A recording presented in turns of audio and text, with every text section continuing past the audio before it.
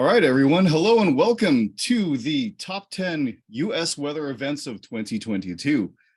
This webinar of AMS Weatherband's 2023 Symposium with Steve Glazier is ready to begin. But before we do that, I know you've probably heard this many times already if you've been with Symposium since the beginning, but nonetheless, we will still have to cover some of the guidelines for our webinar today. If you have any questions during the webinar, please put them in the Q&A on the bottom of your screen. Questions for speakers that are submitted to the chat will not be considered, so please keep that in mind. And we will have some specific time for questions from the audience after the presentation or even during, depending upon the flow of things. So first, I'd like to introduce today's presenter, Steve Glazier. Steve, thank you for joining us today. Folks, Steve is a broadcast meteorologist at WeatherNation covering the top national weather headlines. He loves looking up and being fascinated by what the sky has to offer. With that, Steve, the floor is yours. Okay, Gideon, appreciate it. Thanks everybody for taking the time out of your Saturday to have a little extra screen time. It'll be fun today. We'll talk about some of the top 10 weather events of last year, which oftentimes when people get them, they're not that fun, but nonetheless, appreciate you being here, a bunch of weather enthusiasts. So it is right up my alley. I mean, I've been a weather enthusiast for a while. So the way today will go is that you'll hear a lot of my voice. We'll try to break it up with a couple of questions. So I encourage you, if you're curious about a certain event, what it was like working a top 10 weather event or about billion-dollar disasters or anything like that, feel free to drop it in the Q&A section here on Zoom. I'd love to hear from you or any curiosities that you have. So we'll do a little bit of housekeeping. You know, what is WeatherNation? What's this list of top 10 weather events, what we do here? We'll go through the events and talk a little bit about our day in and day out processes here at the office, which we are joining you from Denver, Colorado today, where we're finally thawing out. I'm rubbing my hands because they're still a little chilly, but boy, we had some record cold this week. Okay, so let's begin with what WeatherNation is. I'm going to share a brief PowerPoint presentation that I actually whipped together for the Symposium. Well, not for the Symposium, but for the Weather Band. I did a presentation last year. So this might, if you were actually watching then, this might look semi-familiar to you in terms of, hey, I've seen this before, but it's just a little bit of a background, especially since we're going to be giving you the top 10 weather events, and I'd like to let you know where it came from. So welcome to WeatherNation. I am at the office today. I'm not on air. Now, if you were to put your WeatherNation app on, or we're mostly app-based, so on Roku or on your smartphone or Apple TV, whatever the case may be, if you put it on right now, you will see me. But that's because in order to do this, I taped a couple of segments that are forecast heavy. That way I could talk to you today. So little loose magic trick. So I became a weather enthusiast since this is Weather Band. I would say sometime in elementary school. I would say sometime around 7 or 8 or 9. You know, not unlike many other weather enthusiasts when you start to get interested in weather at a young age. My background a little bit different. My story in the weather came in from drag racing. So from a 1/4 mile long straight strip of tar. My dad was a drag racer. He was a mechanic, but on the side as a hobby, he did drag racing. This was in New England. And little fluctuations in the weather affected his car greatly. So in drag racing, basically, in short, you want to, different cars run at different space or different dragsters at different speeds. So you kind of time yourself. You do this thing called a time in, and you try to guess how long it'll take you to run a 1/4 mile. Not run, but drive it from 0 to whatever miles per hour. So he would do it in about, I don't know, 10.3, maybe 9.8 seconds, but they would measure it down to the 100th. Actually, they would measure it down to the 1,000th of a second. So you can imagine that a variable like a headwind or the humidity or the pressure could affect how the car ran, especially when you're measuring down to a thousandth of a second.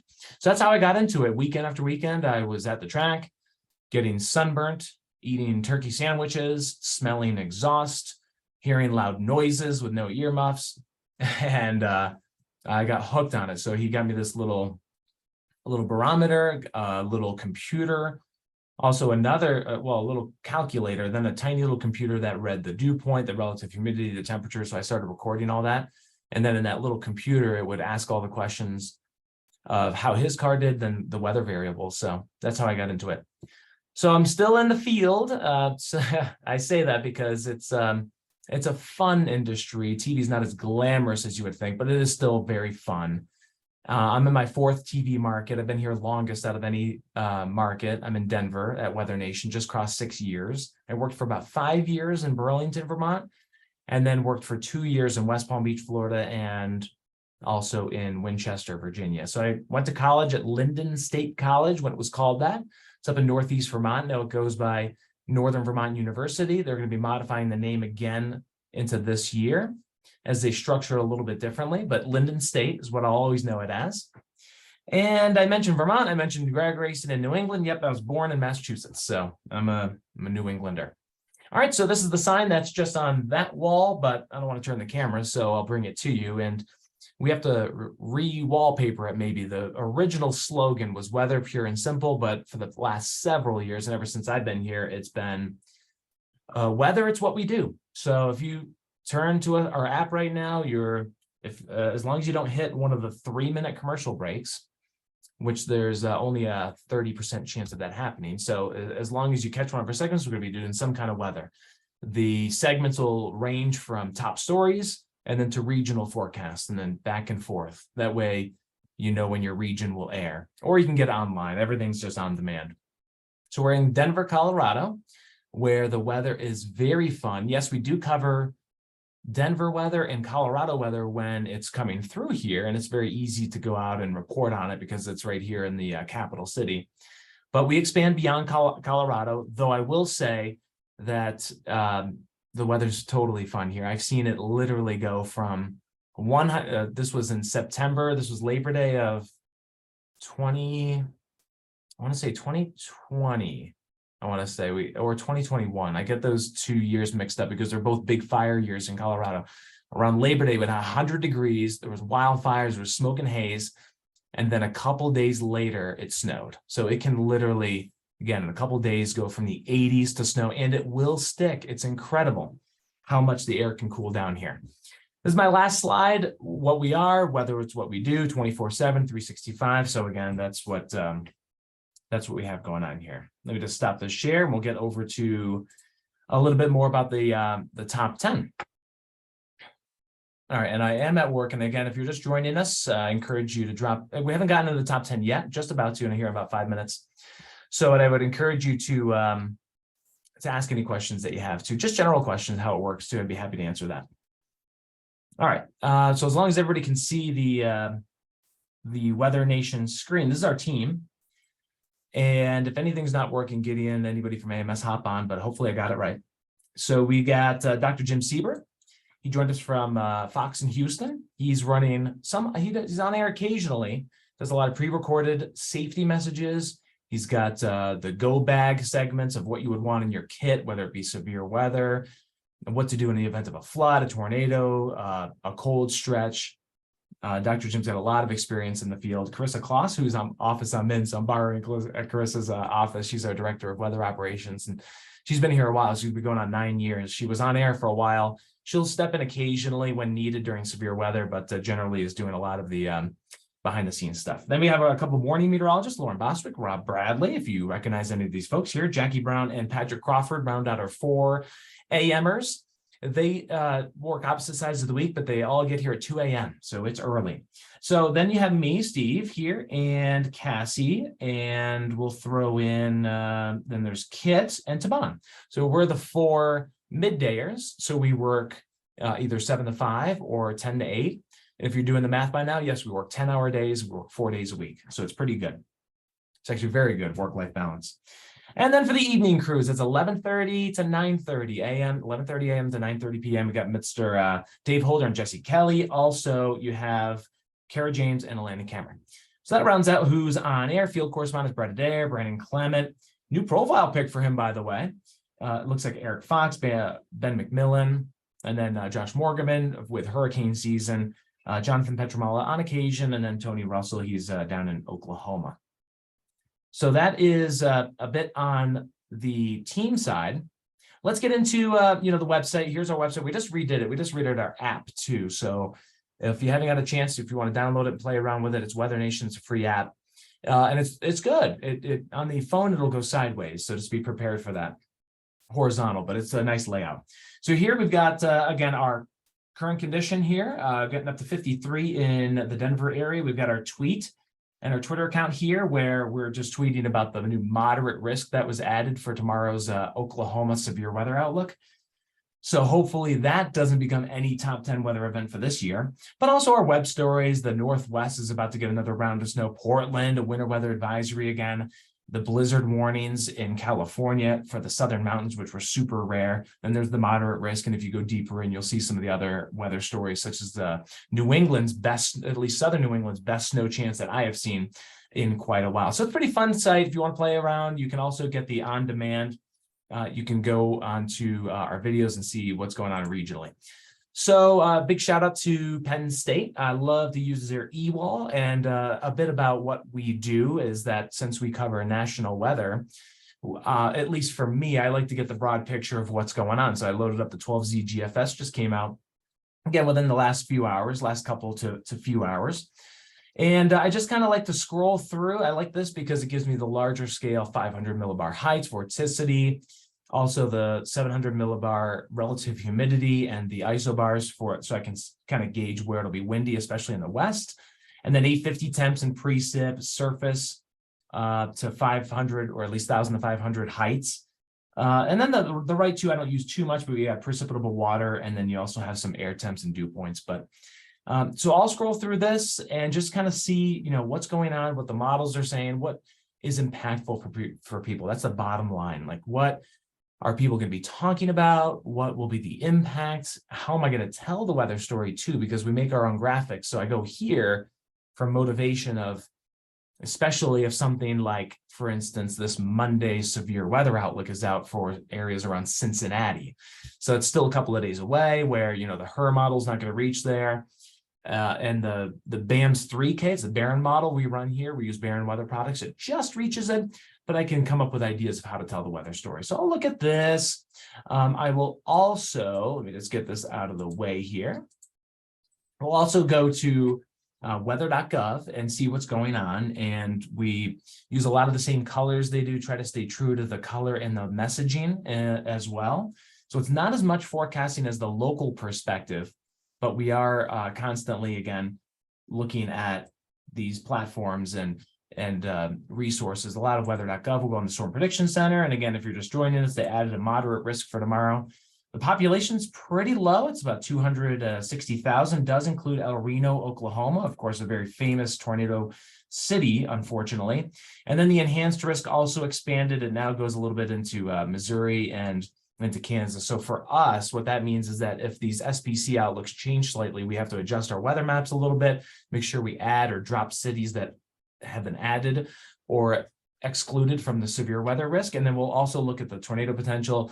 And then they added a hatched wind. So that means that there's a significant wind potential. This wasn't there just an hour ago, but now that means that there's winds beyond 75 miles an hour. So that's a whole new weather graphic that we make for that we didn't have. So it's like rolling it's like making a snowman or rolling a wheel down the road, because our WeatherNation wheel keeps going, but you have to keep pushing it as the weather systems evolve. Outside of, if you were at local news, you got like your one map, and it might zoom out occasionally, but basically you got your futurecast, your temps, your accumulation is all there. But for us, things are moving all over the country. We don't like to do a whole wide map because people get no detail, so we're always adjusting it. Then we'll go over to the Weather Prediction Center. I've been looking at the storm summary today. It was just released this morning. I'd say about 3 hours ago. This is really nice from the Weather Prediction Center. It kind of summarizes how much snow we have seen. And as a matter of fact, I saw some amounts up to 57 inches, maybe 60 inches up by Running Springs and Big Bear. That's the mountain, and those are the mountains in Southern California. California's had almost 10 inches of rain. They've had 80-mile-an-hour winds, so it's pretty wild. So that's what's making the news here. Okay, so that's a little bit about what we do and how we how we cover the weather. We cover all of the significant weather events. We do have Alaska and Hawaii forecasts. They're kind of more on cruise control, more automated forecasts, but just like last week, Hawaii had all of the heavy rain, the snow on top of Mauna Kea, Mauna Loa. So we'll make certain weather stories for when there is some more significant weather going on. All right, once again, if you're just joining us, I have Marissa monitoring questions. So if you have any, make sure you drop them into the Q&A and we'll get them going. But what we'll do here in the top 10 weather events, and I always like taking a look back at and reflecting on stories because, and even if it's stories or just something you did personally the previous year, a little reflection and reminiscing, because you can sometimes forget about it as quickly as life goes on. So this is the story. I did drop the link in the chat. Hopefully you have access to it. Eric said that he could drop it again in there in case you can't see it. But it's a link to this story. So you can kind of follow along if you want, or watch all of the videos later today. This has all of the top 10 weather events with videos and a short explanation of what happened. But also, and then there's some noteworthy things at the bottom of the article. Maybe some, what would you call them? Honorable mentions, maybe not getting into our top 10 list, but you can watch those because, of course, if you're impacted by something, it could be a totally #1 event for you. But we kind of have to look broader, impactful, loss of life, cost of damage and everything. So here's the site. What we'll do is we won't go through every video. I've selected, I want to say 5 or 6 of the most noteworthy from last year. And I'll play the video. They'll range anywhere from a minute to maybe 3 minutes. You can kind of see how we crafted the story. And again, this is just WeatherNation's top 10. It's not in any particular order, but we'll go through them. And you probably guessed it, we're going to be ending with Hurricane Ian because that was our #1 for this past year. So we go back, since we're showing you that moderate risk in Oklahoma for tomorrow, that significant wind threat, we did have more derechos that hit last year. And let me just do one other thing before I show you that, because I'm going to stop sharing, but I'm also going to enable you to hear this. So a good time to maybe test your speakers, make sure they're not too loud, because some of the music is intense and the voice is so forth. So monitor your volume here as we get this going, but I'm going to share the sound. And then I'm also going to share the browser. And that way you can hear this a little bit better. I'll mute myself and we'll play just a little bit of the video. We're going to start with derechos from last year. These have been very common the past few summers. We think back to a few years ago with that hurricane in Iowa that rolled through. This one last year impacting the upper Midwest, slightly different areas, but double derechos. This is going to be Dave Holder talking with this one, but we'll take a listen. In mid-June, a developing storm system began spitting out softball-sized hail across the high plains. And by the 13th, it moved into a humid, unstable air mass in the upper Midwest. The unique combination of upper-level energy and instability allowed storms to grow into an intense line that would eventually travel hundreds of miles. Now, the first reports came out of southeast Wisconsin that afternoon. A short time later, Chicago was under a tornado warning. A vicious supercell caused an 84-mile-per-hour wind gust at O'Hare Airport and littered the windy city with debris. Now, this was just the beginning. The full force of the derecho moved across Lake Michigan, then into Fort Wayne, Indiana later that night, recording a gust of 98 miles per hour at the airport. 90-mile-per-hour winds brought down thousands of trees. Relentless winds continued into the 14th before the entire complex finally weakened. Just a few weeks later, a second derecho set its sights on the northern plains. Mother Nature brought her own fireworks to Montana on July 4th with erupting, severe-warned supercells. By the morning of the 5th, the storms grew into South Dakota as a fast-moving wall of wind. As the instability grew with afternoon heating, so did the ferocity of the storms. But we did have 2 locations that had gusts in excess of 90 miles per hour, one in Huron and one near Howard, South Dakota, which was in that 95 to even close to 100 mile per hour range. Later that night, the Sioux Falls Airport recorded sustained winds of about 58 miles per hour for 45 minutes with a top gust of 80 miles per hour. all accompanied by an eerie green sky. Even though the derecho began to weaken, significant severe winds pushed through Iowa deep into that night. The same complex have been responsible for hundreds of severe reports during a 24-hour period. As for Iowa, it was the fourth derecho to impact the state in just the last 2 years. To learn more about derechos, check us out on WeatherNationTV.com. All right, so there you have it, the double derechos, which seem so long ago now. I mean, we're 9 months or so, maybe a little bit less than that removed from it, but that seems like a long time ago. I worked most of these top 10 weather events. This is actually one I didn't get to work directly. I was kind of watching from at home because we had plenty of people here familiar with the area. Dave's voice that you heard there, he joined us from Bismarck in North Dakota. So I didn't work this one per se, but I did work some of the other derecho events in the previous years. Again, we've had a couple in these hot summers. And I will say what I noticed is that they're tough to predict, very tough to predict. And hats off to all the forecasters, local office for the NWS and also the Storm Prediction Center, because they got to keep up with it. It's very tough to predict. So that means that things can change quickly. You can go from maybe a marginal risk one day, then all of a sudden up to an enhanced, and then it gets added up to a moderate just before the event's set to begin. So from a communication standpoint, that can be very tough because you may have had someone watch your forecast a day or two ago that might be thinking it's a lower end severe threat, but all of a sudden the latest modeling and cams showcasing that we have a big time threat. This looks like it's coming together, and it's just hard to get that back out, especially on some social media platforms. I think of Facebook or maybe some other platforms that might keep some older images and still have them relevant somehow, maybe because they were shared quite a bit, but that weather graphic might be from a couple of days ago when that information is now old. So derechos are tough. It's fairly easy on the radar and here at work to really explain it because you can use terms like hurricane force winds, wide swaths of damage. And then derecho is kind of a unique word. So people are kind of curious, what is that anyway? So that's the double derecho from last year. That was number 10 in our list. As we go down into number 9, so when we did our top 10, we got it together. We tried to do it early because it takes a long time to produce these stories. And when we did it, we had already a significant lake effect snow event, the one that moved the Buffalo Bills game for the NFL game. We already had that slotted, but then the deadlier snow band and lake effect snow band moved in.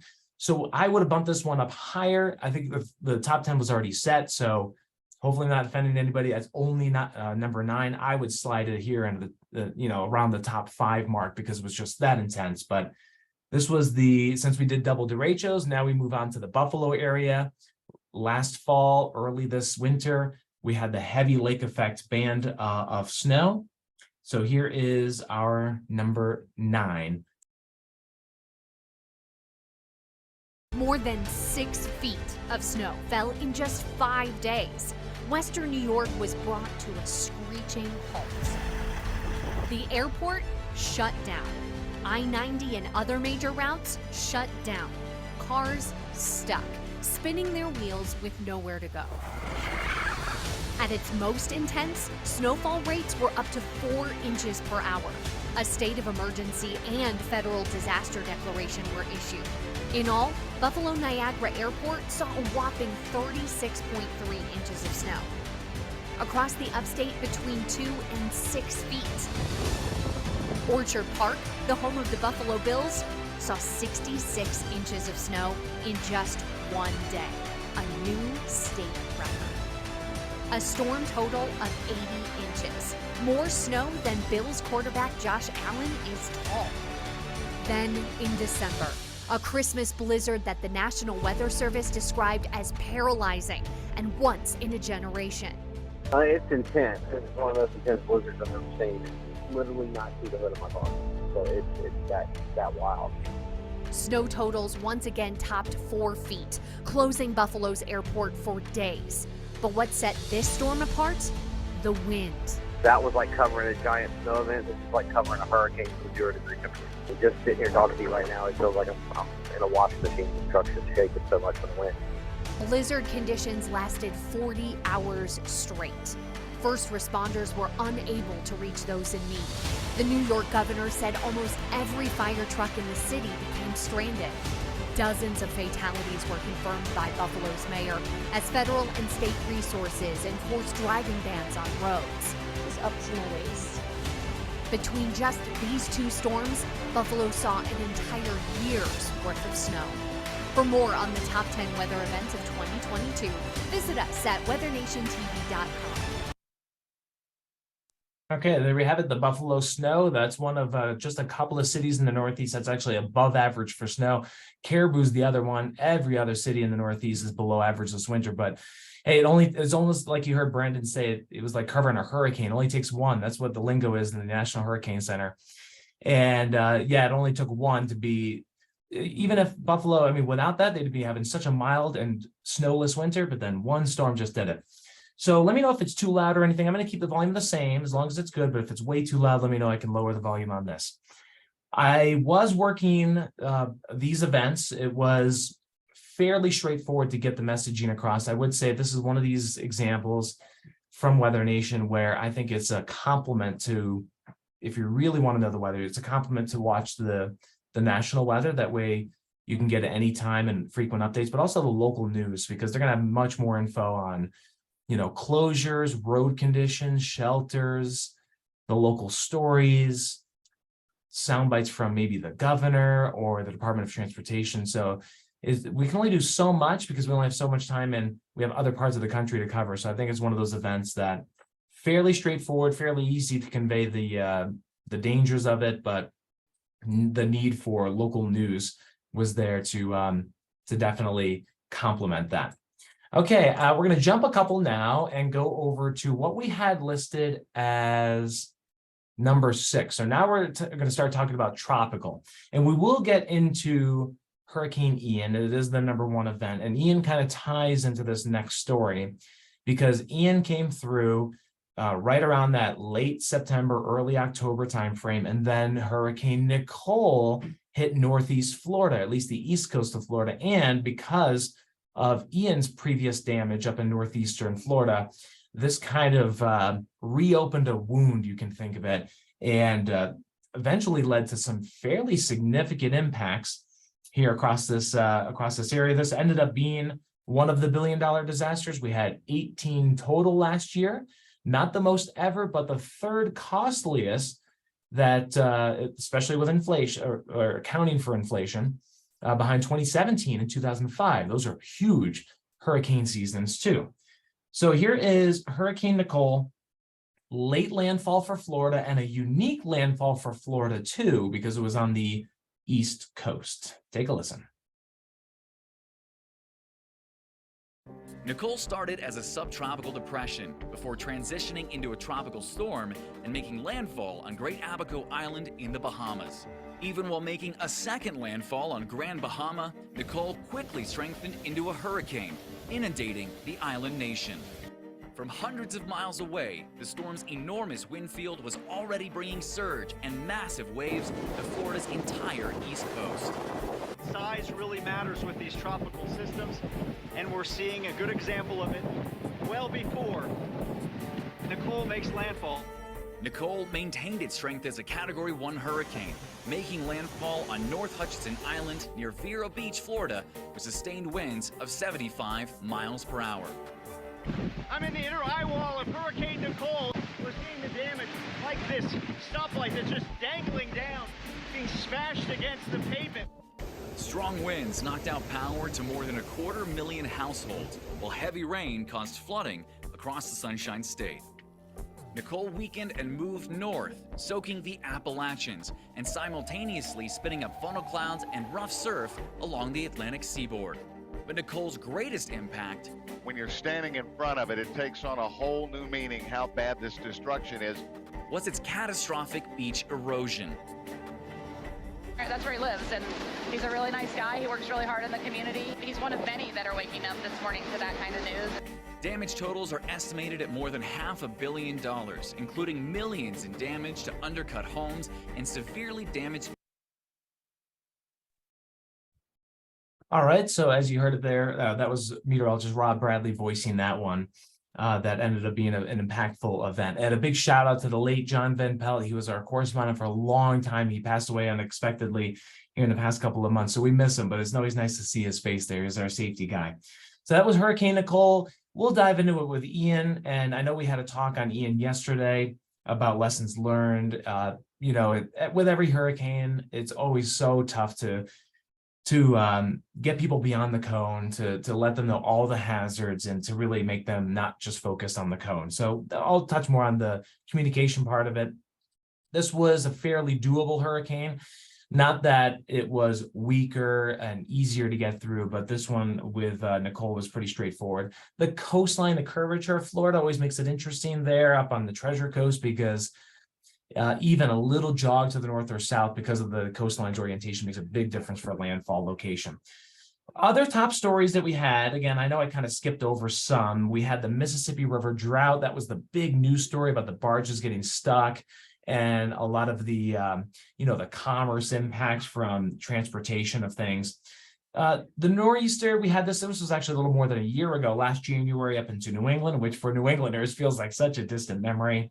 These are some other top 10s that I was skipping before. Dallas, an interesting one. We had such a record dry, long streak, and then we just got inundated with heavy rain and flooding, and then the rain wrapped up. It was like black and white kind of weather there in Dallas. That was a pretty localized story. So we're going to go on to something a little bit more wide-reaching, number 4 on our list of top 10 weather events of last year. Not a single weather event, but kind of a longer span of the Western drought and all of the heat that we had across the country. This is going to be my voice, so sorry if you're tired of hearing of it, but we're going to play roughly about 2 minutes of this one. 2022 was another dangerously hot and dry year across the West, exacerbating a longer-term drought since 2000. An all too familiar scene, and number 4 on our list of the top 10 weather events of 2022. The sights are undeniable as the western United States drought continued in 2022. Many of the nation's largest reservoirs continue to be depleted. I'm standing at what used to be the bottom of the lake, and many hazards have shown up since the water has receded, like this shipwreck behind me. The nation's largest reservoir, Lake Mead, shrunk to its lowest level since it was filled in the 1930s. The U.S.'s second largest reservoir, Lake Powell, dropped to its lowest level since 1969. As recently as year 2000, we actually had a lake that was nearly at pink bowl, but the past 2 decades now have had consistent drought and consistently low snowpack within the Colorado River Basin. These low water levels affected agriculture, increasing feed costs for livestock. It was also costly for marinas to adapt. We've moved the marina about 5 times this year. Each time is very expensive. In September, the Great Salt Lake fell to its lowest level since 1847. Only making drought conditions worse, extreme heat. Salt Lake City hit 100 degrees or hotter 34 times, shattering the previous record of 21 times set just last year. Heat waves baked many communities across the West. More than 100 heat-related fatalities were focused across Arizona, California, Nevada, Texas, and Oregon in 2022. In July, Medford, Oregon hit 115 degrees, tying its record for warmest temperature in the last 111 years. Washington, Oregon, and Idaho felt their hottest August in 128 years. Even in October, it felt like a never-ending summer for some cities. Portland, Oregon hit 80 degrees 12 times in October, doubling the previous record. Okay, there you have it, the Western drought, which is getting much better this winter. It's been an incredibly wet winter up and down the West. I know here in Colorado, we've seen improvements. All of the Great Basin, California, and up into the Pacific Northwest, the snowpack's above average, so it's really nice to see. It's always hard to tell these weather stories. Drought and heat. Heat's a little easier to tell because it impacts people directly. The drought, a little bit tougher. You see a lot of the drought monitors. It's not the sexiest topic like a tornado or a hurricane, but it's so important here, especially in the Western U.S. The heat, though, also one of those sneaky killers. We end up having the highest amount of loss of life, when you look at decades worth, it's from heat, even over things like flooding. So it's the number one killer. It's always hard to communicate that, but I think we're getting better, especially with more options for people, but we still need to do very well. Also monitoring for any questions. We have 2 stories left. I'm going to go through the top 2, and I'm on pace to end probably like 15 minutes early. That way you can have any question and answer time, or maybe just even a little bit of a longer break to stretch your legs and get outside if it's nice where you are.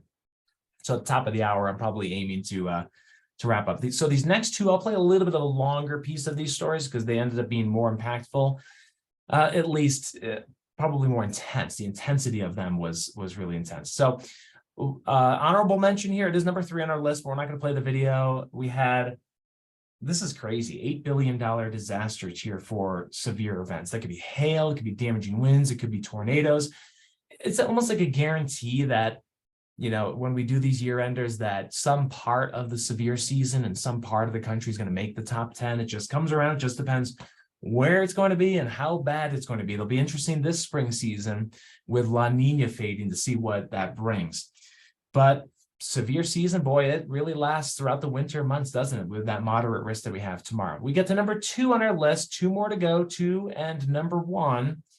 This was the flooding that hit, various states, St. Louis, the states of Virginia and Kentucky. This was a very tough story, very tough. You see some of the flash flood warnings, you try to relay the information, but it had devastating impacts, especially across the state of Kentucky. So we'll take a listen.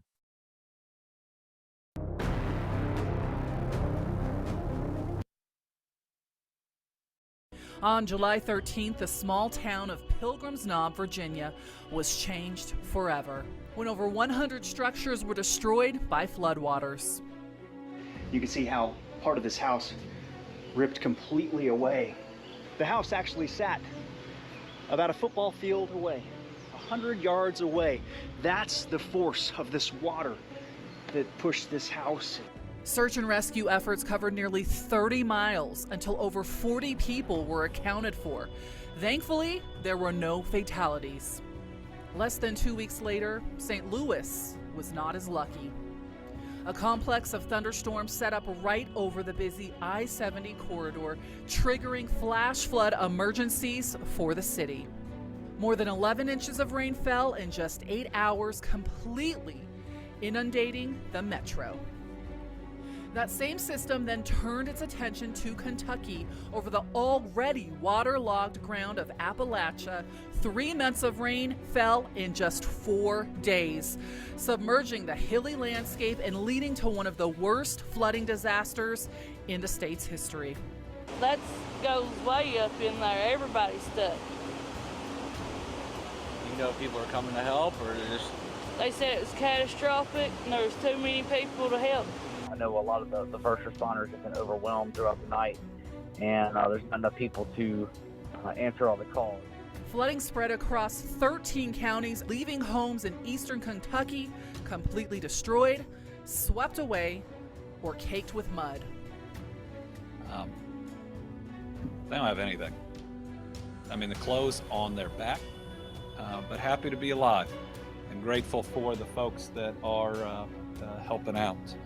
Helicopters and boats were the only way to reach residents marooned by washed out roads and bridges. Some neighborhoods remained unreachable until waters subsided days later. In all, more than 1,600 people had to be rescued from the floodwaters. And this is going to be yet another event that it's going to take not months, but likely years for many families to rebuild. This historic flooding claimed the lives of more than 40 people and caused more than $1 billion in damage. There you have it. I know, getting much more serious as we get toward the top 10, or at least the top 1 to 2 to 3 here. Flooding is just, it's so tough, especially in the hill country, especially in towns that are around creeks and tributaries. And then all of a sudden, when we get into the warmer months and these training thunderstorms set up, they're tough to predict, and it's tough to get the messaging out. So it's almost like teaching folks year round, teaching them those phrases of turn around, don't drown, never drive through flooded waters. It only takes a foot of flowing water to move your vehicle, 18 inches of flowing water to move higher clearance vehicles such as trucks. So we try to teach that all throughout the year so that in the event of something coming quickly, people know what to do. And also the nighttime events. Sometimes this happens in the summer, spring and summer. They develop late in the afternoon, and then they just continue at night. And those are the scariest ones. So along the lines of Buffalo, this is very tough because it's a very, very local news story. Even though, again, it is a whole national story worthy of the coverage, the detail much greater with the local news, the local meteorologist. So I think that's another one like Buffalo where it's hand in hand that it complements each other. So we get the number one. It was Hurricane Ian. No surprise here. Deadly, devastating hurricane. The biggest takeaways, again, very tough to predict, and especially, again, the exact landfall a few days out, and also tough to communicate the couple of different scenarios. We made sure on this storm that we didn't have that line through the center of the hurricane forecast cone, which has been dropped by the Hurricane Center. You can still add it on if you want, but pretty much default is dropped. So no line in the middle that way, because there was, so much potential. Originally, it looked like it was going to go up toward Mobile and the Florida Panhandle, and then it just kept shifting to the south and east. So it's certainly difficult to try to keep that messaging going, try to update people the best that they can. And always tough with a hurricane. There's always so much going on when you're covering national weather, but that time you just hone in on the hurricane. So this is our last story. It's the longest one I'm going to play, but it's a look back. It's about 3 minutes long, and then we'll take some questions after that.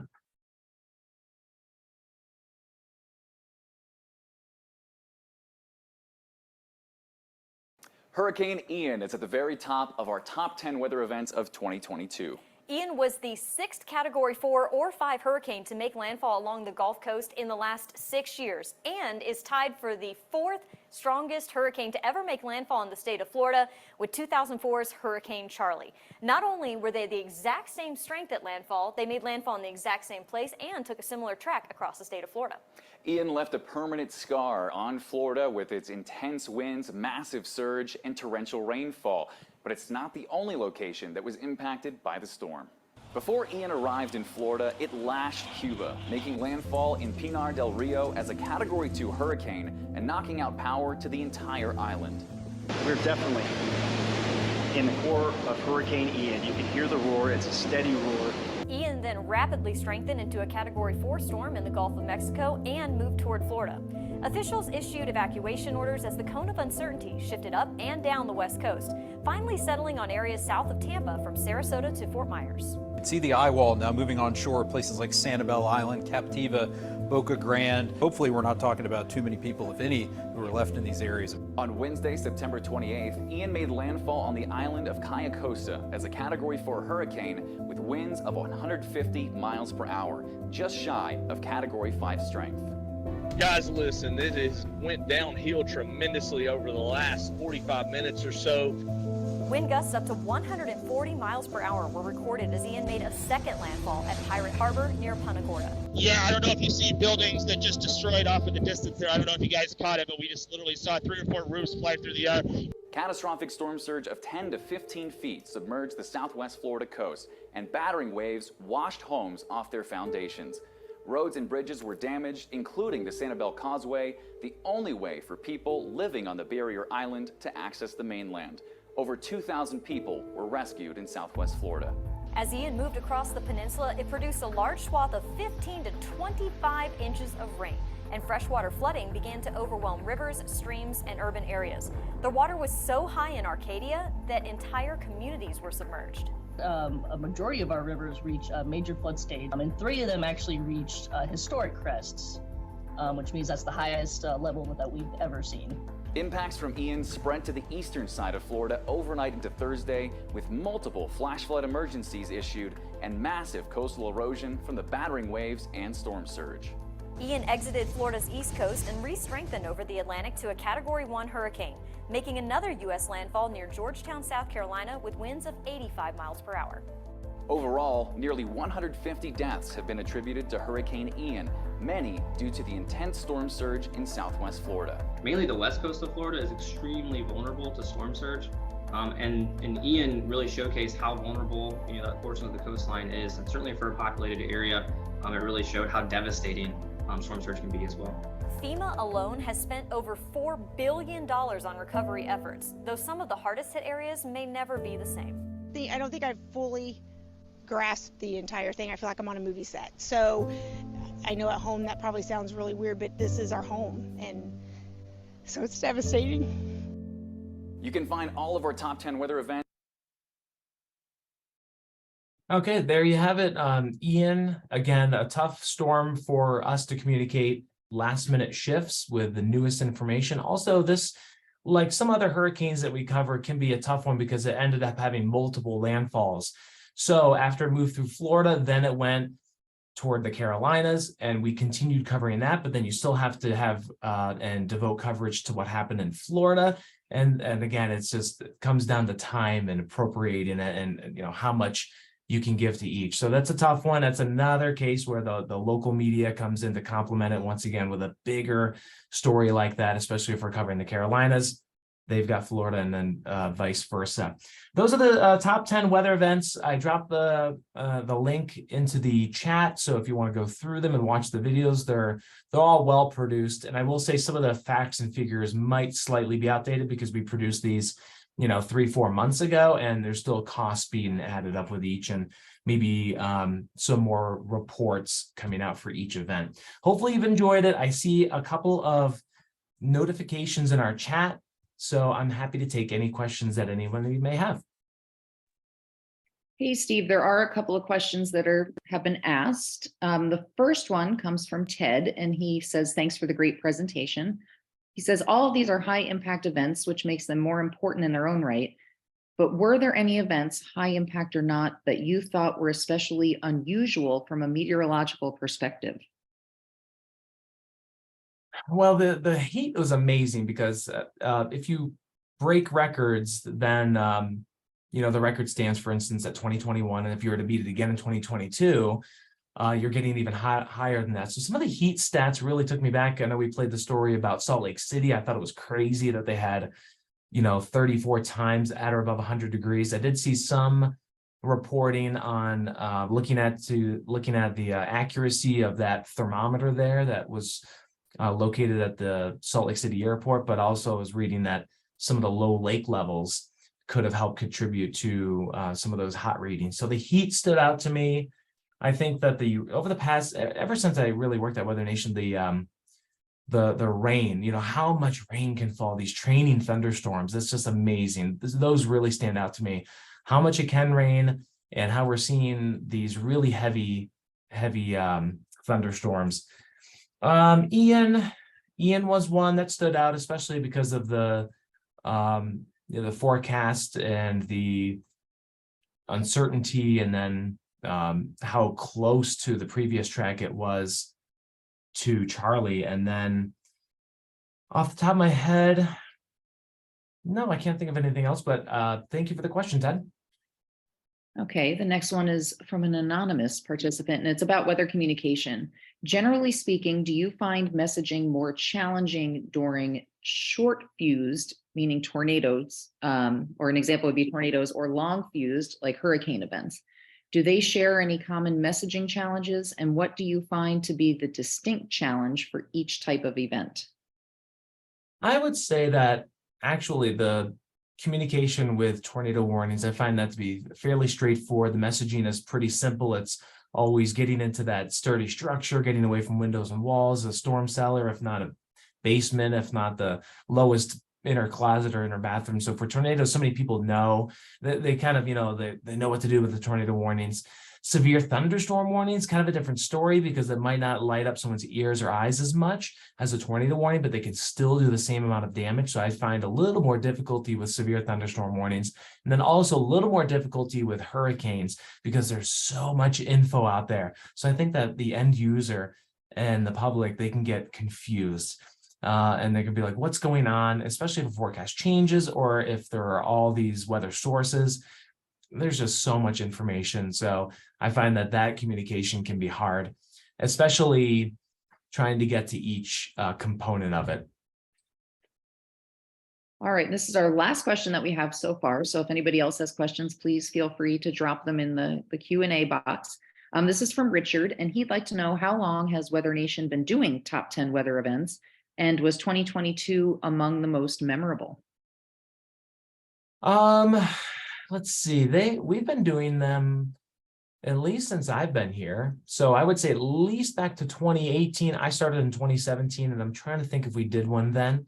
So I know at least if you look at 23, 22, 21, 20, at least 5-6 years that they've been doing them.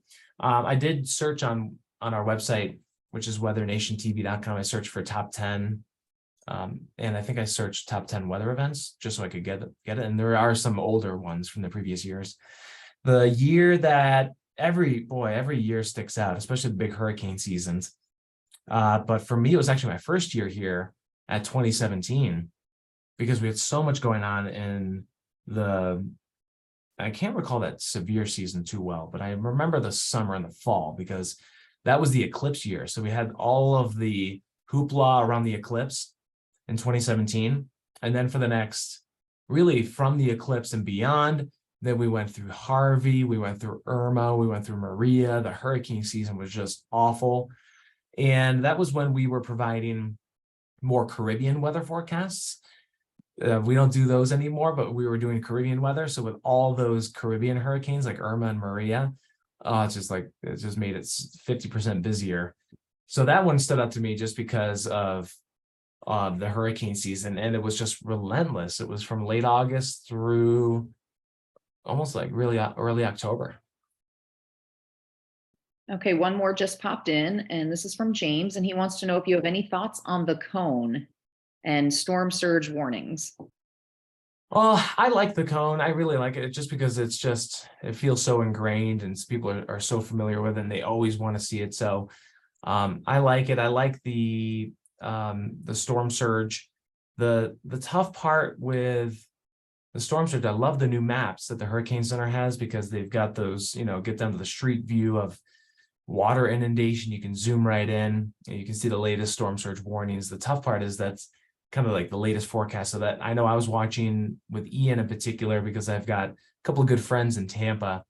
Some are in like the town and country area, some other ones in downtown Tampa. So I was looking at different ones, different locations, and that surge forecast changed so much. So it was kind of constantly updating. I like the cone. I like to add some things to it. So sometimes we'll make some maps where it shows the cone, but maybe the forecast rainfall with it, or overlay the tropical storm force winds with the cone, especially for stronger storms that you can see it extends beyond it. Anything to really showcase the hazards within and outside the cone. All right, that's all we have in the Q&A box right now. If anybody else wants to drop one in before we finish, I guess get it in right now, please.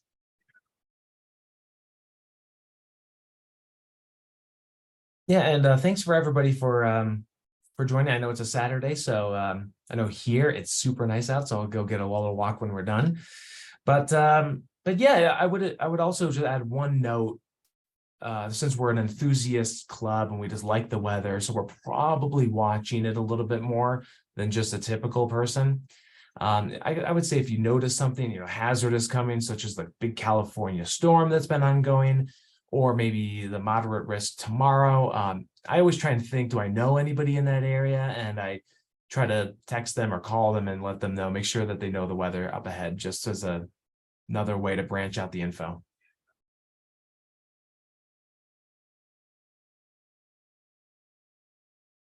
Hey, Steve, thank you very much.